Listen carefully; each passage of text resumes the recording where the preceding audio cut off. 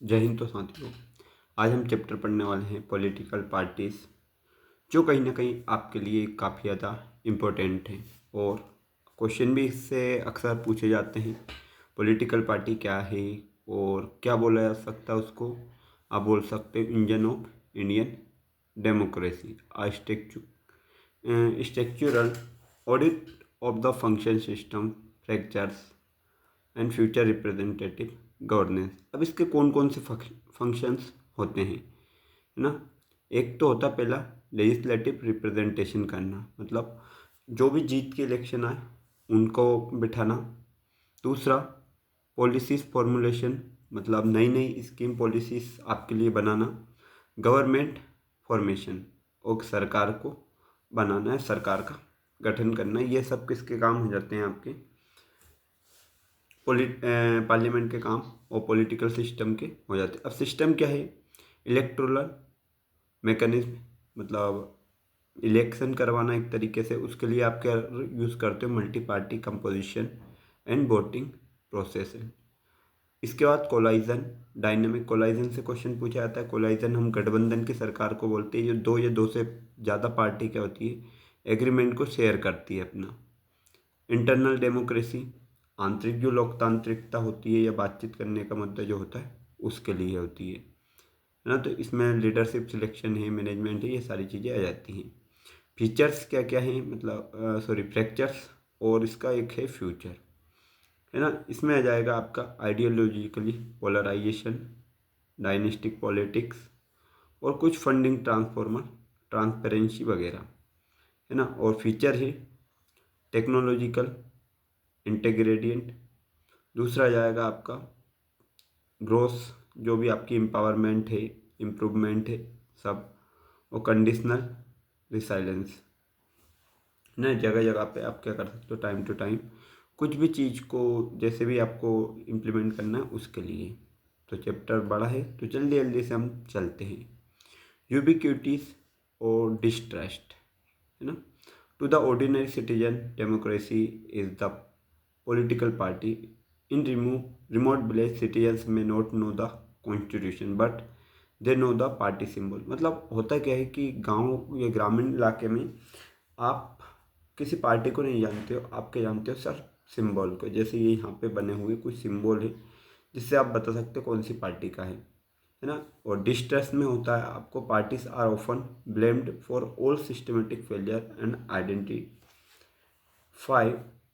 Base social division, मतलब social division के base पे कहीं ना कहीं बात करते हैं, आइडेंटिफाई करते हैं, एक दूसरे को क्या करते, गलत बोलते भी रहते हैं।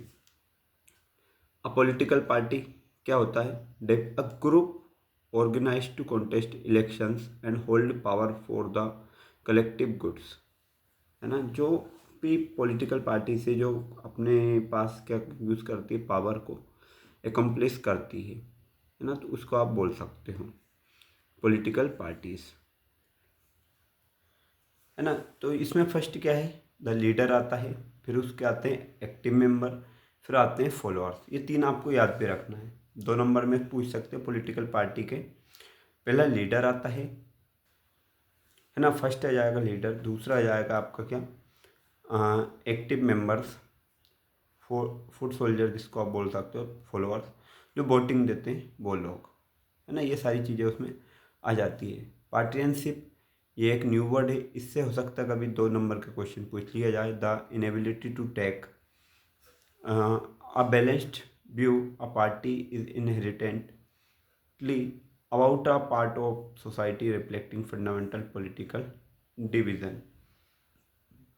अब कुछ जगह पे बैलेंस नहीं होता है कि मतलब अलग अलग बेसिस पे उसको क्या कर दिया जाता है, डिवाइड कर दिया जाता है। तो उस बेसिस पे भी आप देख सकते हो।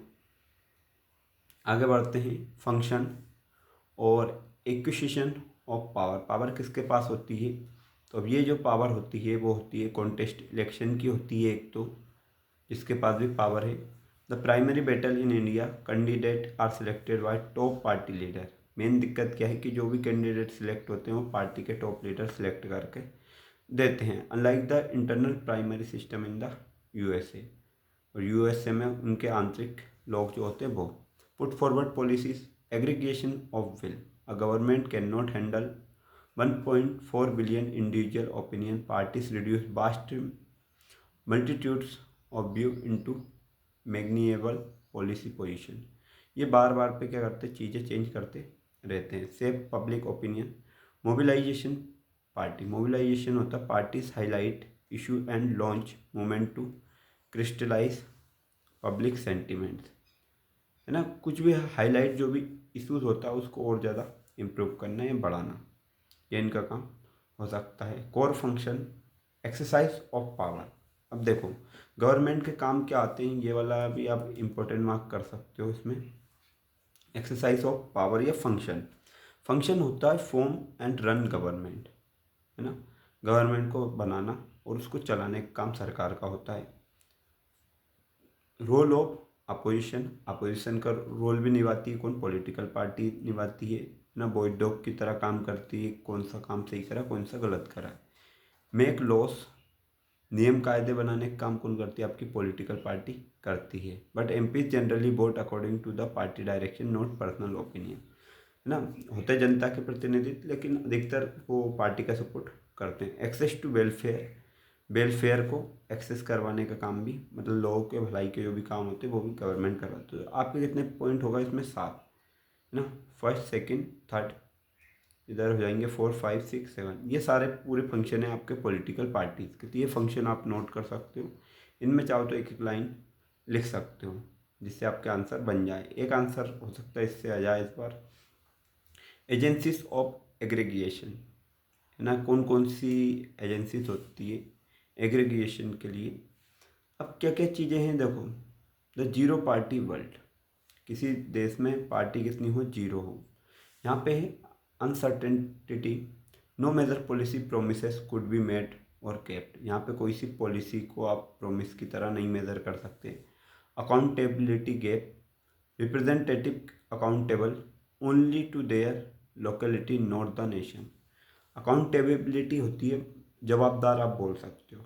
सरकार जो है हर बात के लिए क्या होगी, जवाबदारी होगी, मतलब हर चीज़ का जवाब कौन देगी, गवर्नमेंट ही आपकी देती रहेगी। Charles, no one responsible for how the country is run, कोई नहीं जानता देश कैसे चलता है। लीडर चलाते हैं, पॉलिटिशियन सॉरी जनता चलाती है, कौन चलाता है, तो जो एग्जीक्यूटिव होता है एक तरीके से हम बोल सकते हैं सब मिलके देश को चलाते हैं। Even in non panchayat election village naturally split into panels और फैक्शंस कॉम्प्लेक्स सोसाइटी, है ना। तो ये हमारा देश क्या अलग अलग तरीके से बटा हुआ है, तो उसकी पॉलिसीज भी क्या होंगी, अलग अलग हो सकती हैं। ग्लोबल ऑपरेटिंग सिस्टम, आप ग्लोबल ऑपरेटिंग बोल सकते हैं, पार्टी को कितने प्रकार से ऑपरेट किया जा सकता है। तो आप देख सकते हो पार्टी को, अब कुछ देश हैं जहाँ पे एक पार्टी सिस्टम चलता है, वन पार्टी सिस्टम, जैसे चाइना, है ना। यहाँ पे डेमोक्रेसी नहीं चलती, यहाँ पे चलती है आपकी अनडेमोक्रेटिक। दूसरा होता है टू पार्टी सिस्टम, जहाँ पे दो पार्टी सिस्टम चलता है।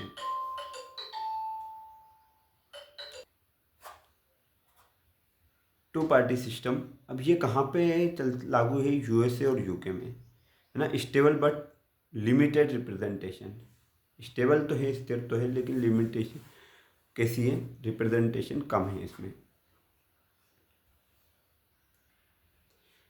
अगला आता है आपका मल्टी पार्टी सिस्टम, जहाँ पे बहुत सारी पार्टी, अब देखो यहाँ पे कितनी, एक पार्टी दिख रही होगी, यहाँ पे मान लेते दो है, और यहाँ पे तो हर जगह पे अलग अलग सिंबल ले लेकर आ गए लोग।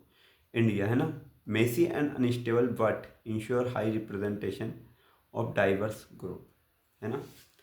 अनस्टेबल तो है लेकिन इंश्योर, सबसे ज़्यादा रिप्रेजेंटेटिव यहाँ पे आपको देखने को मिल जाएंगे। हर एक जगह के लिए अलग अलग कोई रिप्रेजेंटेटिव आपको मिलने वाला है।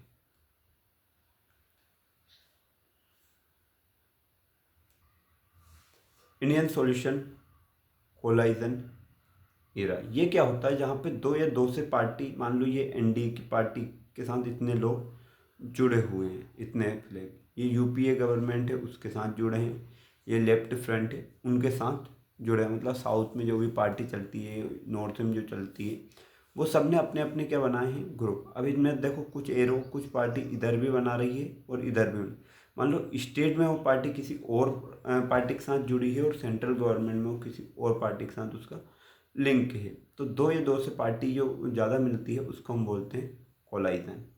ठीक है। अब क्लासिफिकेशन क्राइटेरिया कौन इशू करता है? इलेक्शन कमीशन ऑफ इंडिया, कि कौन सी स्टेट पार्टी है, कौन सी नेशनल पार्टी है। तो दो तरीके की आपकी पार्टी रहेंगी ना इलेक्शन, जो क्लासिफिकेशन के बेस पे, स्टेट और नेशनल। जो अगर 6% of total votes in a state assembly, सबसे पहले 6% वोट वो हासिल करे टोटल वोट की, है ना, स्टेट असेंबली इलेक्शन में, और विन एटलीस्ट 2 सीट्स, वो कम से कम 2 सीट या 2 से ज़्यादा सीट वो जीते, तो वो कौन सी पार्टी कहला जाएगी? आपकी स्टेट पार्टी कहलाएगी। National party 6% total votes in Lok Sabha election, Lok Sabha के जब भी चुनाव हो 6% वोट्स उनको मिलना चाहिए। पहली बात है वोट। अब दूसरी बात होगी असेंबली इलेक्शन इन 4 स्टेट, कम से कम 4 स्टेट में उसके असेंबली इलेक्शन होना चाहिए, और win at least 4 seats in Lok Sabha, और लोकसभा के अंदर 4 सीट कहीं ना कहीं जीती हुई होना चाहिए। ठीक है। Recognisation grants unique symbol and special privilege, और वो किसी न किसी अलग अलग तरीके के सिंबल से क्या होती है? रिकॉग्नाइज होती है। नेशनल प्रोफाइल, जैसे भारतीय जनता पार्टी। अब देखो मैं पार्टी यहाँ से ऑब्जेक्टिव भी बनने वाले हैं आपके, और क्वेश्चन 2 नंबर का बनने वाला है। भारतीय जनता पार्टी को फाउंड करा गया था या बनाया गया था 1980 में, रिवाइव्ड फ्रॉम भारतीय जनसंघ। मतलब इसका पुराना नाम भारतीय जनता पार्टी की जगह क्या था? जैसे आज हम जानते हैं बीजेपी, है ना, पहला था भारतीय जनसंघ। आइडियोलॉजी क्या थी? कल्चरल नेशनलिज्म, जिसको बोल सकते हैं हिंदुत्व की भावना, integration of ancient cultures and modern India, integral humanism. Bharat के जो पुराने कल्चर है उसको और ज़्यादा मॉडिफाई किया जाए, आगे बढ़ाया जाए, इस तरीके से। गोल है integration of Jammu and Kashmir, uniform civil code, ban on religious conversation. ये 3 मुद्दे हैं कि जम्मू कश्मीर को भारत में शामिल करना है, यूनिफॉर्म सिविल कोड लागू करना है, और ban of religious conversation, religious conversation को भी बैन करना है। लीडर्स ऑफ एनडीए स्टेटस में और रूलिंग पार्टी। ठीक है। नेशनल डेमोक्रेटिक अलायंस, इसको एनडीए का फुल फॉर्म यहाँ पे मानते हैं, रूलिंग पार्टी है अभी के टाइम पे। दूसरा आता है आपकी इंडियन नेशनल कांग्रेस, या शॉर्ट में आईएनसी इसको लिखते हैं। फाउंड करा गया था 1885, वो था 1980 को। One of the oldest party in the world, world की सबसे पुरानी पार्टी है। Centrist, secularism, welfare of weaker section and minority, ये इनके क्या थे? आइडियोलॉजी या सिंबल बोल सकते हो। Economics, support reforms with a human face, है ना, इसको जो वहाँ के चर्चित लोग हैं उनके हिसाब से इसको फेस बताए गए हैं, मतलब उसको देख के पार्टी चल रही है। स्टेटस है leader of the UPA, UPA के लीडर हैं। दूसरा आता है बहुजन समाज पार्टी, इसको 1984 में कांसीराम के द्वारा फाउंड किया गया था। भारतीय जनता पार्टी के बाद की बात है। रिप्रेजेंटेशन ऑफ बहुजन समाज, जिसमें आते हैं आपके Dalit, Adivasi, OBC, minority, inspired by Ambedkar and Periyar. किससे इंस्पायर्ड थे? अंबेडकर जी से और पेरियार जी से ये इंस्पायर्ड थे, है ना। बहुजन समाज 1984 में बनाई गई है, और नाम याद रखना कांसीराम। कहाँ पे है ये? उत्तर प्रदेश में इसकी चर्चित ज़्यादा है। इसको बीएसपी या बहुजन समाज पार्टी बोलते हैं, 1984 में बनाया। अगली आती है सीपीआई, मार्क्सिस्ट, है ना, सीपीआई एम लिखा हो तो मार्क्सिस्ट बोलते हैं इसको। 1964 में स्प्लिट फ्रॉम सीपीआई, सीपीआई से अलग होकर ये बनी थी, है ना। और सिंबल देख लो, हसिया और एक ये हथौड़ा टाइप का सिंबल है। Marxism and Leninism, socialism, secularism and democracy, ये सारी चीज़ों से मिलकर कहीं ना कहीं पार्टी बनी है। मार्क्सिज्म, लेनिनिज्म, सोशलिज्म और सेक्युलरिज्म, ये सारी चीज़ें उसमें इंक्लूड करी गई थी। स्टांस क्या है? अपोज इम्पेरियलिज्म, तानाशाही का इम्पोज करना और कम्युनलिज्म का इम्पोज करना। Critical of free flow of foreign capital, मतलब बाहर की जो मुद्राएं हैं उनका भी फ्लो चलन सेम हो सकता है। स्ट्रॉन्ग होल्ड कहाँ पे चल रही है? वेस्ट बंगाल, केरल और त्रिपुरा में ये स्ट्रॉन्ग तरीके से अपनी वो जमा चुकी है कम्युनिस्ट पार्टी। ठीक है, आगे बढ़ते हैं। द न्यू गार्ड, अब मतलब कुछ नई पार्टी बनी है, जैसे आम आदमी पार्टी है आप जिसको बोलते हैं। कब बनी है? 2011 में। एंटी करप्शन मूवमेंट के द्वारा बनी है। Focus of transparency and governance ruling in Delhi and Punjab. Transparency government के अंदर लाने के उससे बनी थी ये। और जो इनका जो सिंबल है वो है झाड़ू, है ना। नेशनल पीपल्स पार्टी NPP 2013 में फाउंड हुई। First national party from the north east से पहली पार्टी बनी है। Focus on regional diversity ruling in Meghalaya के अंदर ही चल रही है। डेट याद रख लेना 2013, नेशनल पीपल्स पार्टी। आगे बढ़ते हैं। द फेडरल पिवोट, है ना, स्टेट पार्टी से। फेडरल पिवोट क्या है? फेडरलिज्म होता है जिस जगह पे दो या दो से ज़्यादा गवर्नमेंट रूल वर्क कर रही है उसको फेडरल बोलते हैं। The era of federalism since 1996 nearly every state party has been part of national coalition। हर एक स्टेट पार्टी का कोलाइजन किससे था? सेंट्रल पार्टी से कहीं ना कहीं था। इम्पैक्ट क्या हुआ? Prevent central dominance and compel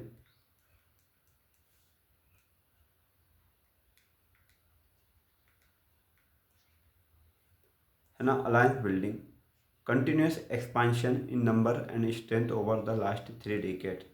मतलब लास्ट कुछ दशक में कंटिन्यूस अपने आप को ग्रो करना। अब देखो ये सिंबल है, अलग अलग स्टेट में अलग अलग पार्टी, यहाँ पे साइकिल वाली कोई सी पार्टी, यहाँ पे अलग लैंप, यहाँ संख्या वाली, मतलब अलग अलग, कहीं पे बहुजन समाज पार्टी या आम आदमी पार्टी है। इस टाइप से आपकी पार्टी बटी हुई है। फ्यूचर्स इन द सिस्टम, है ना। अब इसमें फ्रैक्चर्स क्या होंगे? जो सिस्टम है उसके अंदर क्या फ्रैक्चर्स रहेंगे? मेन कुछ ये इंपॉर्टेंट पॉइंट है ये भी ना, क्लासिफिकेशन बोल सकते हो, या चैलेंजेस इन द सिस्टम, या challenges in the political party, ये आपसे पूछा जा सकता है। चैलेंजेस,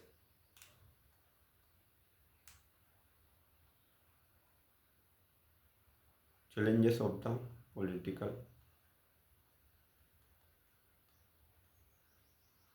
पार्टीज, क्या क्या चैलेंजेस थे? पहला है lack of internal democracy. Democracy में मतलब आंतरिक तरीके से जो भी डेमोक्रेसी मिलती है बोलने का या कोई सी भी डिसीजन लेने का, वो कम मिलता है। डायनेटिक सक्सेशन, मतलब जो पावरफुल लीडर होता है उसके वंशज रूल करते हैं। मनी एंड मसल्स पावर, है ना, जिसके पास पैसा है उसकी ज़्यादा चलती है, और जिसके पास ज़्यादा लोग हैं, पावर ज़्यादा है, उसकी चलती है। एब्सेंस ऑफ मीनिंगफुल चॉइस, मतलब मीनिंगफुल चॉइस आपके लिए ख़त्म रहती है, जो वो बोलेंगे वो आपको करना है। तो ये कहीं ना कहीं इसके क्या है, डिमेरिट्स या डिफॉल्ट भी आप बोल सकते हो। डेफिसिट ऑफ इंटरनल डेमोक्रेसी, क्या डेफिसिट है?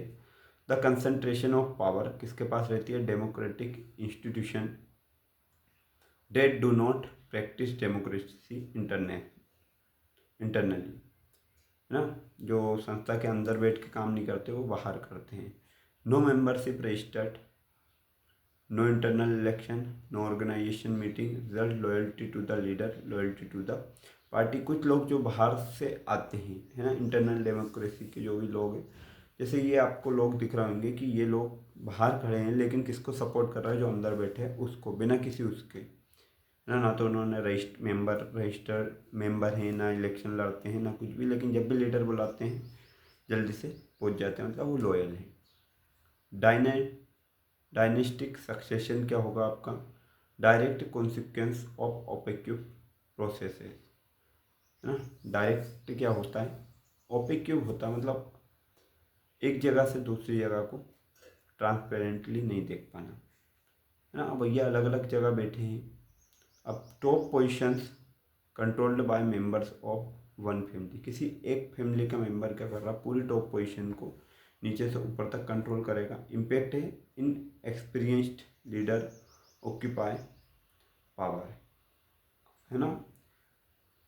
तो इनएक्सपीरियंस जो रहेगा, जिसके पास एक्सपीरियंस नॉलेज कम रहेगा, वो भी क्या कर सकता है? वो पावर को यूज़ कर सकता है। Injustice, hard working grass root workers and blocked from rising, है ना। ये क्या है? हार्ड वर्किंग जो होती है रूट तो अच्छी मजबूत होती है, workers are blocked from rising, लेकिन जो लोग ऊपर बढ़ना चाह रहे थे उनको ऊपर जाने से कहीं ना कहीं रोका जाता है। जैसे रूट मजबूत कर लिया आपने तो पेड़ भी क्या रहने वाला है, मजबूत रहने वाला है, लेकिन हो सकता है यहाँ से कुछ लोग ऊपर ना जाने दें। मनी एंड मसल पावर, इसमें क्या आ जाता है, जैसे देखो ये दे रखे हैं 27% और 30%। 27% ऑफ कैंडिडेट थिंक डेट कि the leader should be in power, कि लीडर को क्या होना चाहिए, पावरफुल होना चाहिए। 35% think that the conservatives resolve a change, है ना, कुछ लोग क्या चाहते हैं थोड़ा बहुत चेंजेस हो। तो अब इसमें है रिच डोनर डिक्टेट पॉलिसी, जिसके पास पैसा है और वो इलेक्शन में कहीं ना कहीं उसके द्वारा कुछ भी वो हुआ है तो वो क्या करेगा, रूल करेगा। Criminalisation, parties support criminals who can secure wins, है ना, जो भी पार्टी होती है वो क्रिमिनल को भी सपोर्ट कर देती है जो जीत जाती है। Winning elections at any cost, किसी भी कॉस्ट पे वो इलेक्शन क्योंकि जीतना चाहते हैं, तो इसको मनी पैसे के दम पे हो या मसल के दम पे हो, दोनों पे वो जीतना चाहते हैं। जैसे आपके गांव में होता होगा या जो भी होते हैं। एसेंस ऑफ मीनिंगफुल चॉइस, अब क्यों ख़त्म हो जाती है, मान लो एक पार्टी ए है दूसरी पार्टी बी है, ये उन्होंने मेंबर की लिस्ट दे दी है, तो अब क्या चीज़ें यहाँ पे ख़राब होगी। Decline in ideology difference, example UK labour and conservatives. अब यहाँ पे आपने एक लीडर खड़ा कर दिया लेकिन उसको जनता कोई नहीं चाहती है, तो ज़बरदस्ती क्या है, पार्टी के रेपुटेशन के लिए उसको वोट देना पड़ेगा। Consequence on economic policies among major party, बहुत सारे कॉन्सिक्वेंस होते हैं पॉलिटिकल पार्टी के अंदर voter dilemma. No real option to choose different policies, only different personality, कोई सच में कोई ऑप्शन नहीं होता है जनता के पास, उनको ज़बरदस्ती क्या होता है, वोट देना ही पड़ता है, क्योंकि किसी ना किसी पार्टी को सपोर्ट करेंगे हम। मान लो ऊपर से किसी को सपोर्ट करना चाह रहे हैं लेकिन नीचे हम उनको सपोर्ट नहीं कर सकते हैं। रिनोवेशन मतलब वापस से प्लान को बनाना, implemented reforms. Anti defection law, है ना, एंटी डिफेक्शन लॉ है कि MPs MLA can not change parties after election, election के बाद एमपी एमएलए पार्टी को चेंज नहीं कर सकते। एफिडेविट एक होता है कि supreme court mandatory disclosure of property and criminal cases, एक एफिडेविट बना के देना पड़ता है कि हाँ आप क्रिमिनल हो या नहीं हो, या आप एलिजिबल हो कि नहीं हो, वो सारी चीज़ें। Taxes return, election commission mandatory organisation elections and income tax filing, मतलब जो भी है आईटीआर वगैरह सारी चीज़ें चेक होगी, है। ये सारी तीन चीज़ें भी याद रखना। एंटी डिफेक्शन लॉ क्या होता है, MP MLAs can not change party after election, election के बाद पार्टी चेंज नहीं कर सकते। एफिडेविट्स होता है जैसे सुप्रीम कोर्ट के द्वारा। Mandatory disclosure of property and criminal cases, mandatory है कि उनको आप चाहो तो उनकी प्रॉपर्टी वगैरह को रद्द कर सकते हो जो मतलब गलत पाए जाते हैं तब। Tax returns, election commission mandatory organisational elections and income tax filing, है ना, कोई से ऑर्गेनाइजेशन के संस्था पग वगैरह हो और इनकम टैक्स को फुलफिल कर रहा हूँ ऐसे लोग। This are the wins the done list, है ना, इसी तरीके से हमारे यहाँ पे इलेक्शन होते हैं। तो इनमें कुछ पार्टियाँ थी जो इम्पोर्टेंट भी थी और जो हमने इसमें शेयर भी की। इसके अलावा भी होती है तृणमूल कांग्रेस पार्टी होती है आपकी, एक और कांग्रेस पार्टी होती है जिसमें मार्क्सिस्ट की विचारधारा के वो नहीं होते हैं। तो ठीक है, आगे वाली वीडियो में देख